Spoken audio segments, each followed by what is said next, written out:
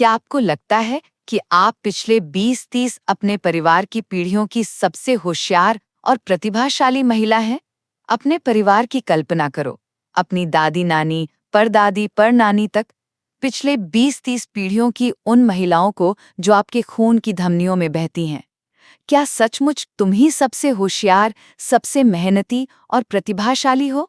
कि आपकी मेहनत और बुद्धिमत्ता ने अकेले ही आपकी सफलता, सम्मान और आज़ादी दिलाई? क्या आपकी पूर्वज महिलाएं जो उतनी ही तेज और मेहनती थीं, नहीं, या इतिहास में दबा दी गईं? वो कौन अमर गॉडफादर हैं जिन्होंने तुम्हारे अधिकारों की रक्षा की, आपको अपनी बेटी की तरह ढाल लिया और वो दरवाजे खोले जो वो न खोल सकी? अंत तक बने रहिए, ये खुलासा आपकी नज़र में खुद को और अपनी विरासत को हमेशा के लिए बदल देगा और आपको उनकी ओर खोजने को प्रेरित करेगा। एक सवाल है जो हमेशा मेरे मन में आता है। डॉक्टर भीमराव अंबेडकर को हर भारतीय लड़की का धर्मपिता क्यों कहा जाता? मतलब ये सिर्फ एक उपाधि तो नहीं हो सकती। इसके पीछे जरूर कोई बहुत गहरा रिश्ता होगा जो भारत की हर बेटी को उसके सबसे बुनियादी हक से जोड़ता है। बिल्कुल। और इस रिश्ते को समझने के लिए हमें इतिहास में एक लंबा सफर तय करना होगा। एक सफर? हाँ, एक ऐसा सफर जो एक सुनहरे दौर से शुरू होता है, फिर सदियों के अंधेरे में खो जाता है और आखिर में एक महापुरुष के हाथों रोशन होता है, जिसने उस रोशनी को हमेशा के लिए हमारे संविधान में, कह सकते हैं, कैद कर दिया। बिल्कुल। और ये सफर हमें सीधे गौतम बुद्ध के समय में ले जाता है। ये समझना जरूरी है कि हम कहाँ थे, तभी हम समझ पाएंगे कि हम कहाँ पहुँचे। सही बात है। तो चलिए वहीं से शुरू करते हैं। मैंने पढ़ा है कि वो दौर महिलाओं के लिए एक स्वर्ण युग जैसा था। क्या ये सच है या बस एक बढ़ा चढ़ा कर कही गई बात है? नहीं, ये काफी हद तक सच है। उस दौर में, खासकर बौद्ध संघ में, महिलाओं को सिर्फ शिक्षा का ही नहीं बल्कि आध्यात्मिक तरक्की का भी बराबर का हक था। अच्छा। इसका सबसे बड़ा सबूत है अरहंत का पद। अरहंत बनना मतलब ज्ञान और साधना की सबसे ऊंची अवस्था को पा लेना। और महिलाएं भी अरहंत बनती थी? हाँ, कई भिक्षुणियां यानी महिला अनुयायी इस पद तक पहुंची। इसका मतलब है कि समाज उन्हें न सिर्फ एक साधक के तौर पर स्वीकार कर रहा था, बल्कि गुरु मानकर उनसे सीखने को भी तैयार था। ये बहुत बड़ी बात थी उस जमाने के हिसाब से। बहुत बड़ी। उन्हें मठों में जगह दी गई, उन्हें उपदेश देने का अधिकार दिया गया। मतलब उस वक्त एक औरत का औरत होना उसकी तरक्की में कोई रुकावट नहीं था? नहीं था। तो फिर ये सब बदला कैसे? वो कौन सा मोड़ था जहां से ये सुनहरा दौर एक अंधेरे युग में तब्दील हो गया? इतिहास में बड़े बदलाव अक्सर सत्ता और धर्म के बदलने से आते हैं। भारत में जब बौद्ध धर्म का असर, कह सकते हैं, कम होने लगा और दूसरी विचारधाराएं ज्यादा हावी हो गईं, तो समाज का ढांचा भी बदला। हाँ, और ऐसे किसी भी बदलाव की सबसे पहली और सबसे गहरी चोट महिलाओं की आजादी पर पड़ती है। ज्ञान के जो दरवाजे उनके लिए खुले थे, वो एक एक करके बंद कर दिए गए। और इसका असर उनकी जिंदगी पर कैसा पड़ा? क्या सिर्फ पढ़ाई लिखाई बंद हुई या और भी कुछ? असर बहुत भयानक था। देखिए, जब शिक्षा छिन जाती है तो सोचने समझने की शक्ति और अपने अधिकारों के लिए लड़ने की हिम्मत भी चली जाती है। सही बात है। महिलाओं को घर की चारदीवारी में कैद कर दिया गया। उनकी दुनिया बस रसोई और आंगन तक सिमट गई। और फिर समाज में वो कुरीतियां फैली जिनके बारे में हम आज भी पढ़ते हैं। बाल विवाह। हाँ, बाल विवाह, विधवाओं पर अत्याचार, उन्हें संपत्ति से बेदखल कर देना, बेटियों के पैदा होने पर खुशी नहीं बल्कि मातम मनाया जाने लगा। एक ऐसा अंधेरा छा गया जो सदियों तक रहा। और इसी सदियों पुराने अंधेरे में 19वीं सदी में पुणे की धरती पर एक छोटी सी चिंगारी जलती है। यहाँ से हमारी कहानी का दूसरा हिस्सा शुरू होता है ना? बिल्कुल। और ये चिंगारी थे ज्योतिराव फुले और सावित्रीबाई फुले। आज हम लड़कियों की शिक्षा को बहुत हल्के में लेते हैं, लेकिन 1840s के दशक में ये एक क्रांतिकारी बल्कि एक विद्रोह भरा काम था। विद्रोह सही शब्द है। जब फुले दंपत्ति ने पुणे में लड़कियों के लिए भारत का पहला स्कूल खोला तो उन्होंने सीधे सीधे समाज के ठेकेदारों को चुनौती दी थी। और सावित्रीबाई फुले तो भारत की पहली महिला टीचर बनी। उनका सफर तो और भी मुश्किल रहा होगा। मुश्किल शब्द बहुत छोटा है। आप सोचिए, एक महिला रोज अपने घर से स्कूल पढ़ाने जा रही है और रास्ते में लोग उस पर पत्थर, गोबर, कीचड़ फेंक रहे हैं, गालियां दे रहे हैं। रोज? ये कोई एक दिन की बात नहीं थी, ये रोज होता था। वो अपने साथ एक और साड़ी लेकर चलती थीं ताकि स्कूल पहुंचकर गंदी साड़ी बदल सकें और फिर लड़कियों को पढ़ा सकें। ये सिर्फ नौकरी नहीं थी, ये एक जंग थी। ये एक जंग थी जो वो हर दिन लड़ रही थीं। उन्होंने उस नींव का पहला पत्थर रखा जिस पर आज भारत की करोड़ों पढ़ी लिखी महिलाओं की इमारत खड़ी है। तो क्या इस चिंगारी का असर तुरंत दिखने लगा? मतलब समाज बदलने लगा था? समाज तो धीरे धीरे बदलता है, लेकिन उस चिंगारी ने कुछ जिंदगियों को तुरंत रोशन कर दिया। और इसका सबसे बड़ा और सबसे चमकदार उदाहरण थी आनंदीबाई जोशी, भारत की पहली महिला डॉक्टर। जी हाँ, फूले के स्कूल से मिली प्रेरणा और शिक्षा के उस माहौल ने ही आनंदीबाई जैसी लड़कियों को बड़े सपने देखने की हिम्मत दी। 1886 में जब ज्यादातर महिलाएं घर से बाहर कदम नहीं रख सकती थीं, तब वो अमेरिका से मेडिसिन की डिग्री लेकर भारत की पहली महिला डॉक्टर बनी। ये तो अविश्वसनीय है। ये सिर्फ आनंदीबाई की निजी जीत नहीं थी, ये फूले दंपत्ति के विद्रोह का पहला जीता जागता सबूत था। एक ऐलान था कि अगर एक लड़की को मौका मिले तो वो आसमान छू सकती है। लेकिन यहाँ एक सवाल उठता है मेरे मन में, अगर एक आनंदीबाई जोशी डॉक्टर बन सकती थी तो फिर करोड़ों क्यों नहीं बन पा रही थी? क्या एक दो लोगों की कामयाबी से पूरा सिस्टम बदल जाता है? यही सबसे जरूरी सवाल है और यहीं पर हमारी कहानी का तीसरा और सबसे अहम किरदार सामने आता है, डॉक्टर अंबेडकर। हाँ, देखिए, आनंदीबाई जोशी की कहानी एक जीत होने के साथ साथ एक ट्रेजेडी भी है। सिर्फ 21 साल की उम्र में बीमारी से उनकी मौत हो गई।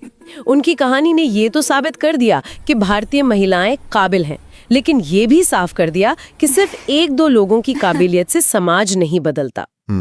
आपको एक ऐसे सिस्टम की, एक ऐसे कानूनी ढांचे की जरूरत थी जो करोड़ों आनंदीबाई जोशी बना सकें, और उस ढांचे के वास्तुकार यानी आर्किटेक्ट थे डॉक्टर भीमराव अंबेडकर। तो यहाँ से धर्म पिता की भूमिका शुरू होती है। आपने वास्तुकार शब्द का इस्तेमाल किया, बहुत दिलचस्प है। प्रेरणा देने वाले तो और भी समाज सुधारक थे, लेकिन अंबेडकर में ऐसा क्या अलग था कि उन्हें ये उपाधि दी गई? फर्क है प्रेरणा और कानून के बीच का। फुले ने एक रास्ता खोला, लेकिन वो रास्ता समाज की मर्जी पर निर्भर था। अच्छा। अगर समाज चाहता तो उस रास्ते को फिर से बंद कर सकता था। अंबेडकर ने उसी रास्ते को एक परमानेंट, एक संवैधानिक हाईवे बना दिया जिस पर चलना हर बेटी का हक है, कोई एहसान नहीं। उन्होंने सुधार को कानून में बदल दिया। बिल्कुल, यही वजह है कि वो सिर्फ एक प्रेरणा स्रोत नहीं बल्कि धर्म पिता हैं। उन्होंने वो कानूनी सुरक्षा दी जो एक पिता अपनी संतान को देता है। तो चलिए उनके इस योगदान को थोड़ा और गहराई से समझते हैं। वो कौन से बड़े कदम थे जिन्होंने भारतीय महिलाओं की तकदीर ही बदल दी? हम उनके योगदान को 3 बड़े स्तंभों में बांट सकते हैं, और पहला स्तंभ था सबसे क्रांतिकारी हिंदू कोड बिल। मैंने इसके बारे में बहुत सुना है, लेकिन अगर आम भाषा में समझें तो इसका मतलब क्या था? ये बिल एक आम लड़की की जिंदगी को कैसे बदलने वाला था? ये समझने के लिए सोचिए कि इस बिल से पहले क्या था। ज्यादातर हिंदू महिलाओं को कानूनी तौर पर तलाक लेने का अधिकार ही नहीं था।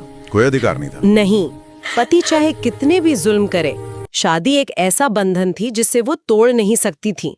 पिता या पति की संपत्ति में उनका कोई कानूनी हक नहीं था। एक आदमी एक से ज्यादा शादी कर सकता था, पर औरत को कोई अधिकार नहीं था। हिंदू कोड बिल ने इन सब पर एक साथ हमला किया। कैसे? उसने महिलाओं को तलाक का अधिकार दिया, संपत्ति में बराबरी का अधिकार दिया और अपनी मर्जी से शादी करने का अधिकार दिया। ये सिर्फ कानून नहीं था, ये महिलाओं को एक कानूनी पहचान दे रहा था। वो अब किसी की संपत्ति नहीं बल्कि बराबर की नागरिक बन रही थी। ये तो वाकई एक क्रांति थी। तो इसे तो सबने हाथों हाथ लिया होगा। बिल्कुल नहीं, यही तो डॉक्टर अंबेडकर के संघर्ष की सबसे बड़ी कहानी है। तमाम गुटों के कड़े विरोध के बावजूद नेहरू उस विवादास्पद हिंदू कोड बिल को पास करने के पूरी तरह पक्ष में हैं, जिसे डॉक्टर अंबेडकर ने पेश किया था और जिसका लक्ष्य महिलाओं की स्थिति सुधारना है। डॉक्टर अंबेडकर का विश्वास है कि एक प्रबुद्ध समाज की पहचान उसकी महिलाओं की स्थिति से होती है।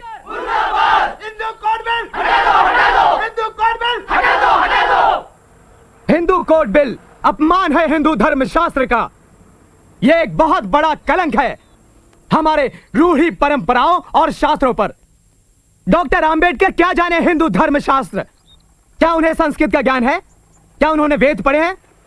प्रतिशोध के लिए वे हमारे हिंदू धर्म शास्त्र को कानून के धक्के से नष्ट कर देना चाहते हैं। क्या हम एक अछूत को हमारे पवित्र शास्त्र को छूने का अधिकार दे सकते हैं? बताइए आप लोग। नहीं, कभी नहीं। हम खून बहा देंगे।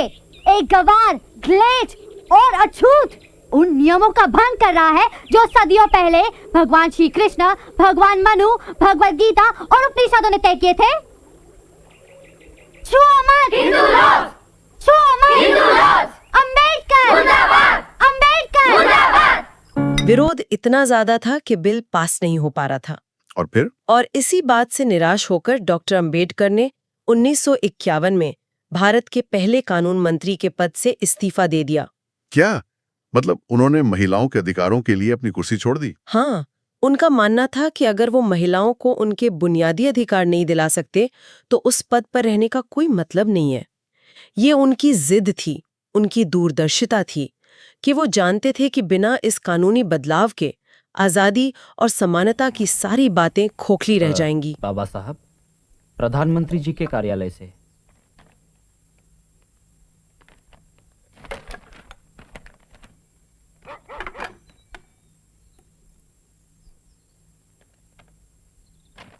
पढ़ो इसे। आप तो जानते हैं कि हिंदू कोड बिल का काफी विरोध हो रहा है सदन के भीतर और बाहर भी। बेहतरीन इरादों के बावजूद भी ये इस सेशन में पास नहीं हो सकता। मैं आपकी नाउम्मीदी समझ सकता हूँ।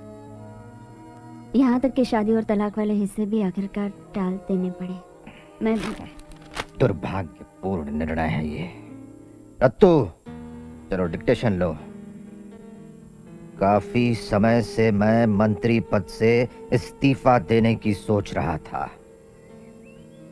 सिर्फ हिंदू कोड बिल को अमल में लाने की आशा ने ही मुझे यह निर्णय लेने से रोक रखा था।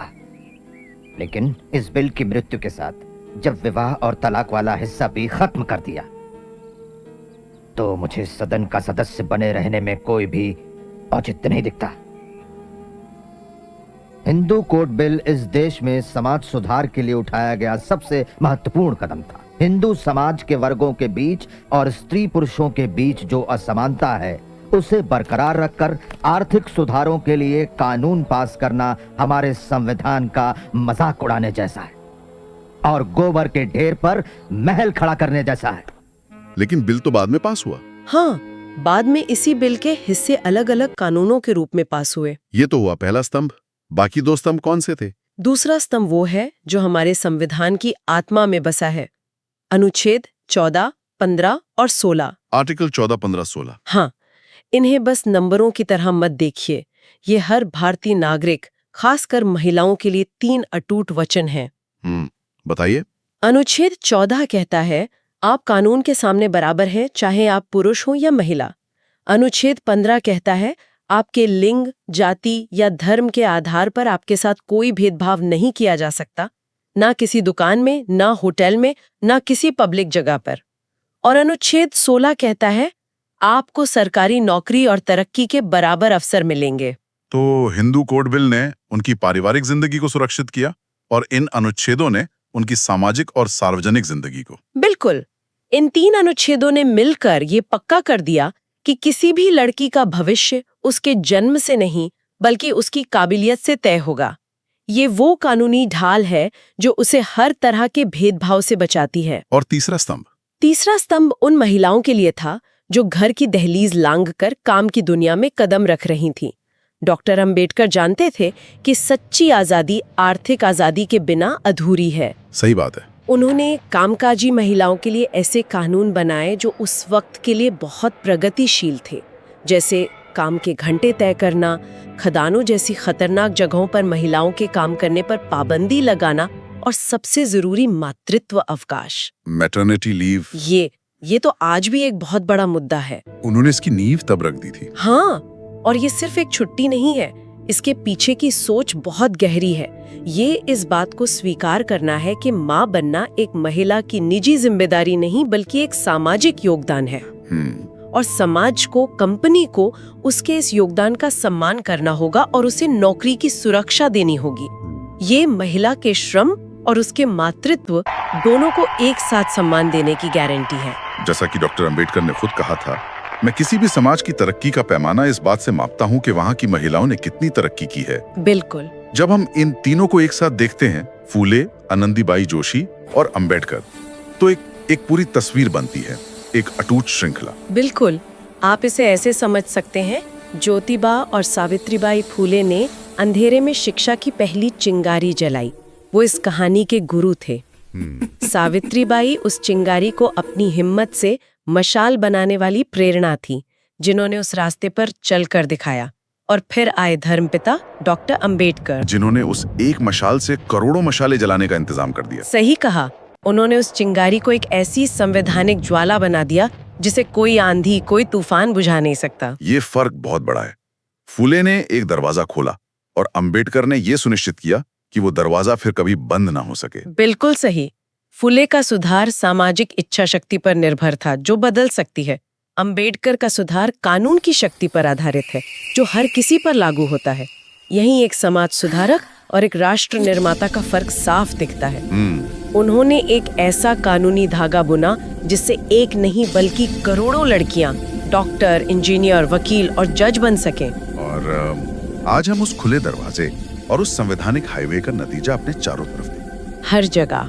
आज जब एक बेटी अपने पिता की संपत्ति में बराबर का हिस्सा मांगती है, तो वो हिंदू कोड बिल की ताकत का इस्तेमाल कर रही होती है। सही। जब एक महिला घरेलू हिंसा के खिलाफ तनाक के लिए कोर्ट जाती है, उसके पीछे अंबेडकर के दिए अधिकार खड़े होते हैं।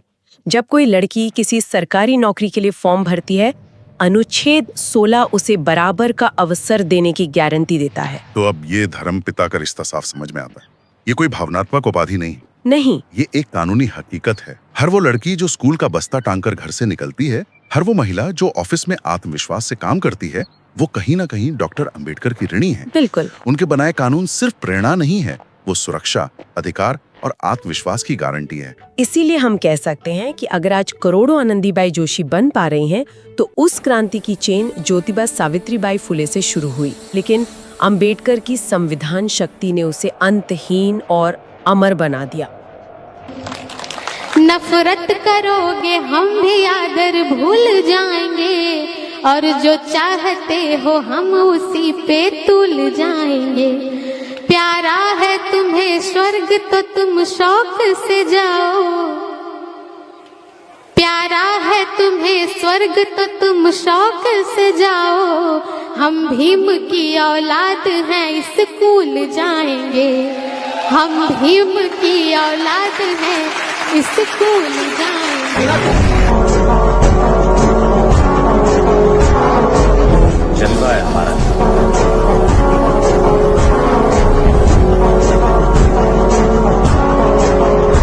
जलवा है हमारा।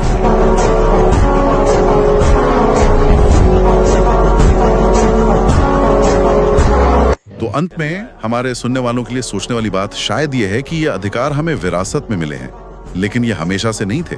इनके पीछे एक लंबा और मुश्किल संघर्ष है। अगली बार जब हम किसी भी महिला को किसी भी क्षेत्र में सफलता की सीढ़ियां चढ़ते देखें, तो ये याद रखना दिलचस्प होगा कि उस सफलता की नींव में सावित्रीबाई के सहे पत्थर, आनंदीबाई का अधूरा सपना और डॉक्टर अंबेडकर के लिखे हुए शब्द शामिल हैं। ये आजादी एक तोहफा नहीं, एक जीती हुई जंग का नतीजा है। और उस विरासत को समझना और उसे आगे बढ़ाना ही उन महापुरुषों को सच्ची श्रद्धांजलि होगी। नफरत करोगे हम भी आदर भूल जाएंगे, और जो चाहते हो हम उसी पे तुल जाएंगे। प्यारा है तुम्हें स्वर्ग तो तुम शौक से जाओ, प्यारा है तुम्हें स्वर्ग तो तुम शौक से जाओ। हम भीम की औलाद हैं, स्कूल जाएंगे। हम भीम की औलाद हैं, स्कूल जाएंगे।